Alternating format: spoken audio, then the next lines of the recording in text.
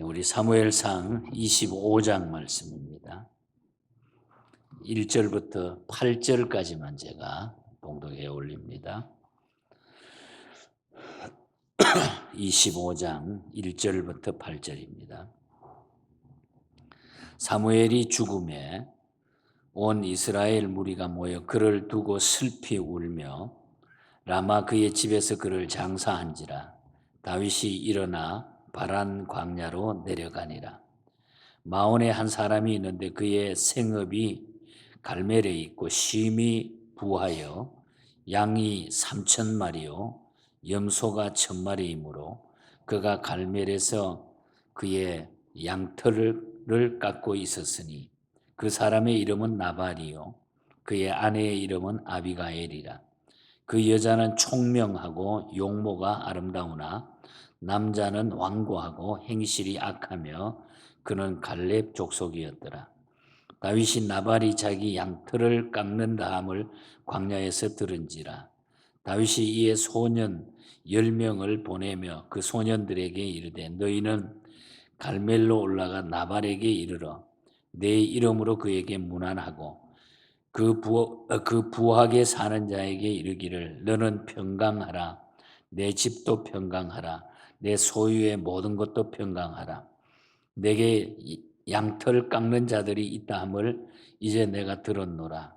내 목자들이 우리와 함께 있었으나 우리가 그들을 해하지 아니하였고 그들이 갈멜에 있는 동안에 그들의 것을 하나도 잃지 아니하였나니 내 소년들에게 물으면 그들이 내게 말하리라. 그런즉 내 소년들이 내게 은혜를 얻게 하라. 우리가 좋은 날에 왔은즉 내 손에 있는 대로 내 종들과 내 아들 다윗에게 주기를 원하노라 하더라 하라. 아멘. 우리 하나님의 큰 은혜가 또 오늘 하루도 이 한 주간도 차고 넘치는 복된 나날들이 되기를 축복합니다. 오늘 이 본장에서는 영적 지도자였던 사무엘의 죽음과 다윗이 사무엘의 죽음 이후에 그 바란 광야에 내려갔다가 일행의 양식을 위해 나발에게 도움을 요청합니다. 나발이 다윗의 모욕한 채 그 도움 요청을 거절하고 거부하는 그런 얘기가 나타나는 것을 보게 됩니다. 그러자 이 다윗이 격분해가지고 다윗이 나발을 죽이려고 400명이나 되는 사람들을 거느리고 내려가가지고 그냥 싹 쓸어버리려고 이렇게 생각을 했는데 나발의 아내 아비가일이 음식을 잘 준비해가지고 아주 지혜롭게 지혜를 발휘해서 급히 다윗에게 달려가서 다윗을 설득하고 그리고 음식을 다 장만해서 주면서 간절하게 부탁하고 겸손하게 내용들을 잘 설명하면서 다윗의 그 노기를 푸는 이런 모습이 나타납니다. 다윗이 아비가일의 호소에 감복하는 또 내용도 12절부터 35절 사이에 나타나고 있는 것을 보게 됩니다.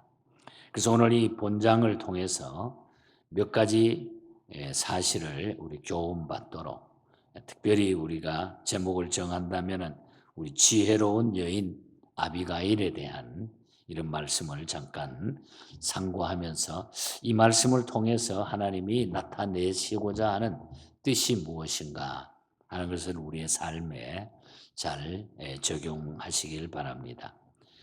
먼저 첫 번째로 우리가 기억할 것은 1절에 보면은 사무엘의 죽음에 대한 얘기가 나옵니다. 이 참 사실 영적으로 늘 의지하고 살아왔던 다윗으로서는 사무엘의 죽음이 몹시 아마 슬펐을 겁니다. 또 다윗뿐만 아니라 이스라엘이라고 하는 나라의 그 영적 지도자가 죽었기 때문에 참 많은 슬픔과 걱정거리가 되었을 것입니다. 사무엘은 위대한 선지자입니다. 그렇지만 위대한 선지자도 결국은 죽는다 하는 사실이죠. 이 사실을 통해 가지고 우리가 먼저 기억해야 될 것은 죽음의 보편성을 알아야 된다.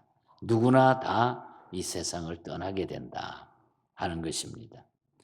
사무엘은 다윗을 많이 아꼈고 친밀했기 때문에 사울이 그를 대단히 미워했지만은 사울의 폭정 아래서도 사무엘은 편안히 끝까지 사명을 감당하다가 죽을 수가 있었습니다.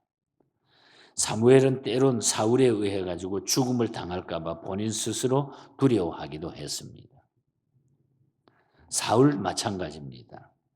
사울은 사무엘을 또 미워했지만은 그 또한 헤롯이 세례 요한을 두려워했듯이 이 사울은 사무엘을 늘 두려워했다고 하는 거죠. 그러므로 사무엘을 해하지 못했던 겁니다. 사울이 그렇게 악하게 여겨도 두려움이 있었기 때문에 사무엘을 함부로 하지 못했다고 하는 사실 또한 이 말씀을 통해서 알게 됩니다. 하나님은 하나님을 의지하는 자를 어떤 방법으로든지 이렇게 보호하셔가지고 사울의 정권 아래서도 한평생을 잘 살다가 하나님이 죽게 하셨다. 그걸 우리가 기억하게 되면은 우리가 이 시대가 아무리 변해가고 어떤 시대에 산다 할지라도 하나님이 택한 백성, 하나님이 세운 사람은 어떤 환경 가운데서도 하나님이 늘 지키신다. 그래서 우리는 이런 하나님만을 우리가 섬기면서 하나님을 두려워하고 사람을 두려워하지 않는 삶을 살도록 노력해야 되겠다. 그런 교훈을 우리가 받게 됩니다. 어떤 시대든지 언제 어디서든지 이 세상은 돌아가는 게 마찬가지입니다. 그러나 하나님은 하나님의 백성을 그 가운데서 늘 지켜주신다. 여러분 그렇게 믿으시죠? 예. 언제나 어떤 환경 가운데서도 하나님의 백성은 버리지 않고 하나님이 지키신다. 저는 이 말씀을 통해서 바로 그 사실을 제 마음에 감사했습니다. 하나님은 어떤 환경 가운데서도 지켜주신다. 그 다음에 아비가일의 지혜를 우리가 기억할 수 있는데 아비가일의 지혜에 대해서 말씀하면서 우리는 이 지혜를 배웠으면 좋겠다 그런 생각입니다. 23절부터 31절 사이에 쭉 나타나는데 우리가 잠언 25장 12절에 보면 이런 말씀이 있습니다. 슬기로운 자의 책망은 청종하는 귀에 금고리와 정금 장식이 되느니라. 아주 예쁜 그런 말로 표현을 했잖아요. 슬기로운 자의 책망은 청종하는 귀에 금고리와 정금 장식이니라. 이 말씀처럼 아비가일은 슬기로운 책망자였으며 다윗은 정금 장신과 같이 청종하는 기와 같았다 하는 것을 우리가 알 수가 있어요. 사건의 발단은 이런 겁니다. 다윗이 아비가일의 남편 나발에게 찾아가 가지고 음식을 줄 것을 정중하게 부탁해요. 그 당시에 이제 양털 깎기 축제를 하는데 이 양이 털이 쭉 자라면은 그걸 이제 깎는 잔치. 그러니까 꼭 우리가 농사 짓는 사람은 꼭 추수하는 것과 마찬가지죠. 그래서 이 추수 때가 되면 막 그냥 감사해서 잔치를 하는 것처럼 양털 깎기 축제가 이제 벌어지는 거예요. 양이 엄청 많았으니까. 아마 대단했을 것 아니에요. 그래서 그 축제를 벌인다고 그래가지고 부잣집이니까 이 다윗이 10명의 소년을 먼저 보내죠. 보내가지고 다 설명을 하고 음식을 좀 부탁을 했습니다. 그런데 그냥 망신만 주고 아무것도 얻지 못하고 그냥 돌아왔어요. 그래서 격분한 다윗이 400명의 자기 밑에 있는 뭐 군사라야 뭐 군사에 지금 뭐 얻어 먹을 게 없어가지고 먹을 거 얻으러 갔는데 어쨌든 밑에 있는 사람 400명을 끌고 나발을 죽이려고 내려갑니다. 그때 아비가일이 얼마나 지혜로운지 음식을 싸가지고 자기 남편의 실수에 대한 용서를 그 앞에 무릎을 꿇고 엎드려서 다윗에게 빕니다. 용서를 비는 과정에서 그녀의 겸손과 경건한 신앙심을 쭉 살필 수가 있는데 그녀는 먼저 아주 겸비한 자세로 23절에 보면 땅에 엎드렸다고 그랬어요. 땅에 딱 엎드려 가지고 자초지종을 다 설명했습니다. 분노한 다윗의 마음에 여호와 하나님을 생각하게 하는 지혜롭고 경건한 설득을 이 여인이 했다는 거죠. 진실한 인간성 그리고 진실한 처세와 하나님을 향한 경건한 신앙으로 아비가일은 분노했던 그 다윗의 노기를 화창한 봄날처럼 다 만들어 버렸다. 그래서 가정을 파멸해서 자기 가정이 그냥 어떻게 되고 완전히 없어질지도 모르는데 가정을 파멸해서 구원한 아주 지혜로운 여인이죠. 아비가일은 모두에게 기쁨을 가져다 준 그런 지혜로운 여인이었습니다. 그러므로 우리 모두는 이런 지혜로운 이 지혜를 배웠으면 참으로 좋겠다. 어떤 우리가 상황 가운데서도 지혜롭게 처신할 수 있는 하나님의 영광을 위해서 우리가 지혜를 짜낼 수 있는 이런 믿음의 삶을 우리가 살아야 된다. 그 다음에 이 환경 가운데서도 다윗의 감사하는 모습이 쫙 나타나요. 정말 다윗은 진짜 믿음이 좋은 사람이에요. 이런 환경 가운데서 또 자기도 살피고 다른 사람도 살피고 끝까지 하나님의 사람으로 부족하지 부끄럽지 않는 이런 행동을 다윗이 하게 돼. 그것은 믿음 때문에 그런 거예요. 하나님을 두렵게 했기 때문에. 그래서 32절에서 35절 사이에 보면 다윗이 감사하죠. 다윗은 먼저 죄의 길에 빠지지 않도록 훌륭한 제동자를 보내주신 하나님께 감사해요. 그러니까 아비가일 같은 이렇게 자기의 그 분노를 경로를 막아줄 수 있는 여인을 보내주신 것을 감사했어요. 32절에 보면 그러잖아요. 다윗이 아비가일에게 이르되 오늘 너를 보내어 나를 영접하게 하신 이스라엘 하나님 여호와를 찬송할지로다. 먼저 하나님 앞에 감사해요. 내가 노해서 그냥 범죄하지 않도록 이걸 막아준 하나님 앞에 너 때문에 그랬다 하는 것을 감사하고 그 다음에는 그가 살인죄를 지지 않도록 그의 노기를 지혜롭게 풀어준 아비가일 그 여인에게 감사하는 모습이 바로 이어서 33절에 나타나죠. 또 내 지혜를 칭찬할지며 또 내게 복이 있을지로다. 오늘 내가 피를 흘릴 것과 친히 복수할 것을 네가 막아줬다.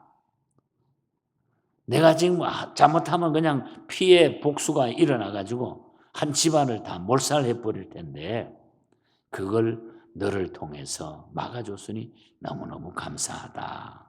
이런 표현을 하는 모습을 보게 됩니다.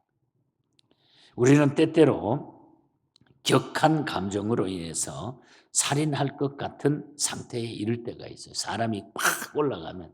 그래서 살인하고 죽이고 뽑고 하는 그런 일들이 생기는 것은 그 감정, 격한 감정 때문에 그러거든. 그럴 때에 충고를 은혜로 받아들이는 사람은 그렇게 많지 않아요.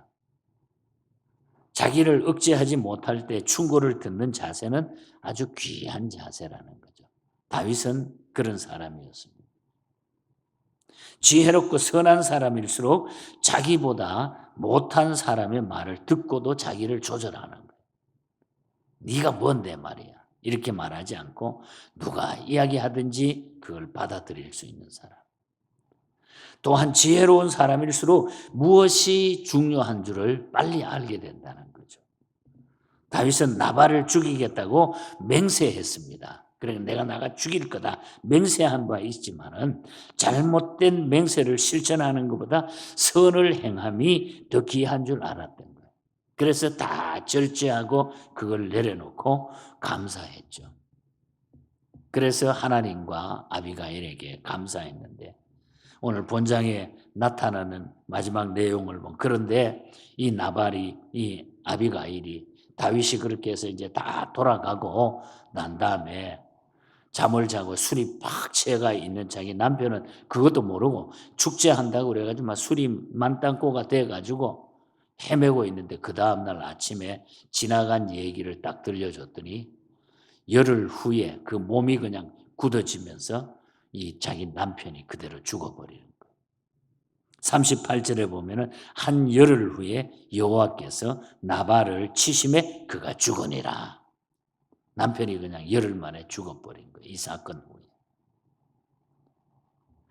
그런데 오늘 우리가 3절에 보면은 갈렙 족속 완고한 행실이 악한 자라 나발을 그렇게 표현했죠. 그리고 17절에 보면은 아비가일이 자기 남편 나발을 향해서 주인은 불량한 사람이라. 다윗 앞에 엎드려서 자기 남편에 대한 이야기를 솔직히 이야기해 주는 거예요. 아비가일이 자기 남편 나발을 향해서 주인은 불량한 사람이라. 여기 불량한 사람이라고 하는 이 히브리어 말은 베리알의 아들이라는 뜻이에요. 다시 말하면 이 베리알은 아주 사악하고 무가치하다고 하는 뜻이에요. 그래서 구약에 보면은 하나님을 향한 배교의 세력을 말할 때에 베리알 이걸 이야기했습니다. 그러니까 늘 우리 남편은 하나님을 대적하고 사는 아주 불량한 사람입니다. 그렇게 솔직하게 표현을 하는 거예요. 그래서 38절에 그리고 1절에 나발 열흘 후에 죽었는데 이 나발 이름 뜻이 바로 어리석은 자, 어리석다는 뜻이 어리석은 자.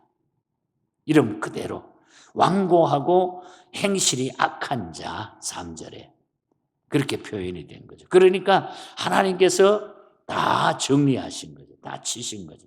하나님을 배교하는 사람이니까. 다윗이 살인을 저지르지 않아도 하나님을 대적한 이것을 하나님은 다 정리했다. 후에 이 아비가일은 세월이 흐른 다음에 다윗이 이 아비가일을 찾아서 자기 아내로 삼게 되잖아요. 다윗의 족보에 들어가 예수님의 족보에 그 가문에 포함되는 분이 바로 이 아비가일입니다. 물론 어떤 신학자들은 아주 독한 여자로 이야기하기도 자기 남편을 죽이고 말이야 다윗한테 갔다 뭐 이렇게 겉으로 우리가 생각하면 그런 오해도 살 수 있고 우리가 영적인 눈으로 이 말씀을 우리가 잘 판단해서 보면 은혜가 될 겁니다. 그래서 오늘 아침에 말씀을 정리합니다. 한마디로 우리가 하나님 앞에 바로 살면은 하나님의 택한 자, 하나님의 택한 백성은 어떤 방법으로든지 하나님이 그 시대에 우리를 보호해 주신다는 거예요. 하나님의 택한 자. 그러니까 우리가 하나님의 택한 백성이 됐다고 하는 것, 예수 믿는 이 확신을 우리가 가지고 산다고 하는 것은 놀라운 일입니다. 놀라운 일이에요. 우리 한국에 1895년에 들어와 선교사로 들어왔던 피득, 피천득이라고도 말하죠. 피득. 알렉산더 퓨러라고 하는 사람입니다. 이분이 권서인이라는 말은 우리 한국에 들어가서 주로 성경을 번역해가지고 성경과 찬송을 만들어가지고 공급하는 이 일을 초창기에 했던 분이에요. 피득이라고 하는 선교사님. 이분이 너무너무 하나님 앞에 믿음을 가지고 살면서 느낀 것이 딱 하나의 메시지를 우리 한국에 던져준 것은 택한 백성은 하나님이 버리지 않는다. 꼭 지켜주신다. 그래서 저는 이 433장 우리 시편에 나오는 그 성경 그대로예요. 이 성경을 우리 한국어 운율로 지은 찬송이 거기에 맞춰서 그 운율을 121편 시편 메시지잖아요. 오늘 아침에 불렀던 지금 하나님이 지켜주신 눈을 들어 산을 보니 도움 어디에서 그 가운데 저는 제일 늘 부를 때마다 가슴이 철렁철렁하고 너무너무 감사한 것은 너의 발이 실족지 않게 주가 깨어 지키며 그 다음에 택한 백성 항상 지켜 길이 보호하신다. 하나님의 택한 백성은 길이 보호해 주신다. 절대 버리지 않는다는 거예요. 아무리 이상한 일이 돌아가도 하나님의 택한 백성은 절대로 버리지 않는다. 이게 오늘 아침에 저에게 주셨던 최고의 메시지. 그리고 항상 찬송 부를 때마다 그게 택한 백성 지켜주신다. 이것은 주님의 사랑 때문에. 주님이 우리를 그만큼 주님의 그 사랑은 풍파도 어두운 밤도 환하게 비춰준다 그랬죠. 그래서 크루도 목사님 우리 찬송도 불렀잖아요. 미시간 대학 또 플로리다 대학 총장을 역임하면서 젊은 아이들에게, 학생들에게 들어오면은 너희들이 하나님 사랑하면은 그 하나님의 사랑이 다 녹여줄 거야. 그 사랑 앞에는 풍파도 잔잔히 그치고 어두운 밤도 환하게 비치고 큰 힘이 되는 거예요. 하나님 사랑 안에 참 자유가 있다 그랬어요. 내 마음 영에 채우사 새 힘을 주신다. 정말 하나님의 사랑, 하나님의 지키신 자 택한 백성들이 믿음을 가지고 살 때 거기에 참 자유가 있는 거예요. 그래서 그 다윗은 이것 때문에 자기가 순간순간 다 피해가잖아요.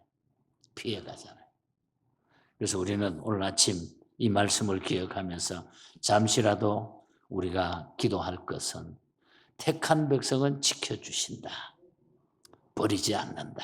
어떤 환경 가운데서도. 그러면서 믿음을 가지고 하나님께 다 맡기면서 정말 이 놀라운 복을 우리가 누렸는데 얼마나 감사한가 이 시대에. 이 은혜를 감사하면서 오늘 하루도 승리하며 살아가기를 주님 이름으로 축복합니다. 하나님 아버지 감사합니다. 믿음을